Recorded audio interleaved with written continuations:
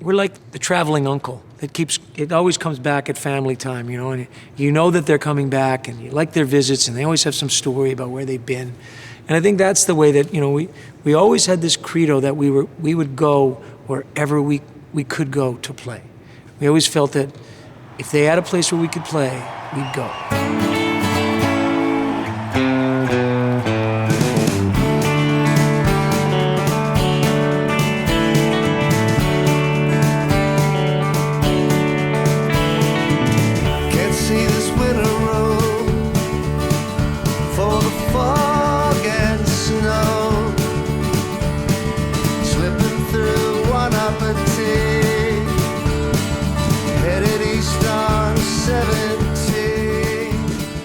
The thing that I loved about music as a kid is that it was a landscape that I could visit and live in. And it was a very vivid landscape.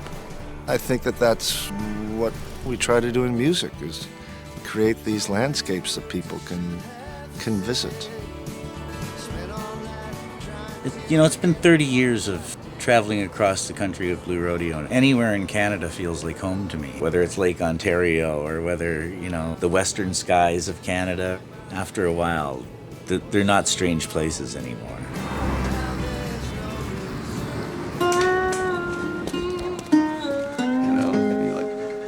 There's a lot of songs on that guitar. I've been told hundreds of times that Lost Together was our wedding song, or, I met my wife dancing to Try, or what have you.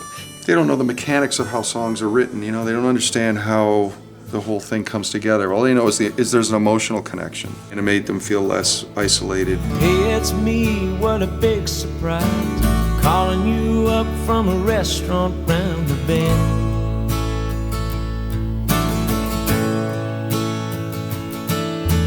Just got in from way up north, I'm making it tired now, and I could use a friend. And yes, I think that being an artist, part of the impulse is wanting to move around, catch glimpses of people's lives, and work whatever we thought was happening into our songs. And it's such a beautiful chunk of land that we live upon, It's a great boreal forest and the Great Canadian Shield, and I think, maybe a lot of the music is trying to tell the story of the land.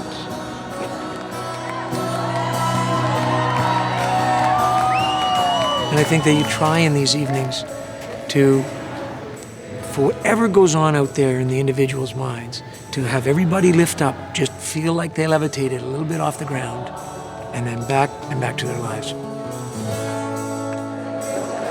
I've been going to see them since 1987. I feel like I'm 1 inch or 3 inches off the ground, depending on the show.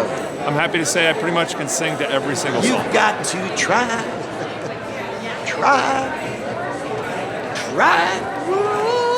There we go.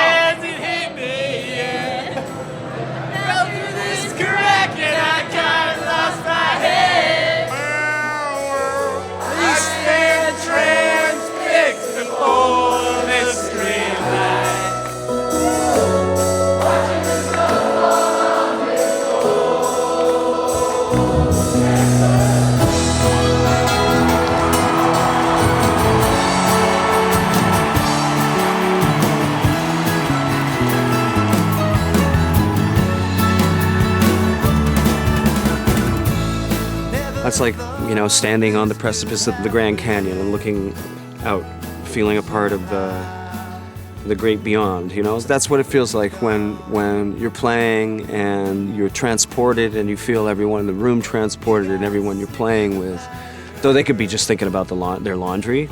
Something about the sound of Greg Keeler's voice and Jim Cuddy's voice together is like a peanut butter and jelly sandwich. That timbre just puts them into that consciousness, the first date, or, Canada, or whatever you want to call it.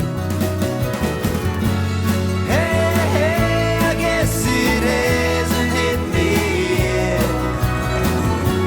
Fell through this crack and I kinda lost my head. I stand transfixed before. I don't know. I guess it's like I saw this interview with George Harrison's wife, and they asked her, "How did you make it like being married to someone like George?" And she said, "We just didn't get divorced," you know. And I kind of think that that's kind of with us. We just didn't break up. The truth of it is, we wouldn't know what else to do. And we still love singing together. The sound of it just still gets us high, and we still like it. What a great night. Thank you very much, folks.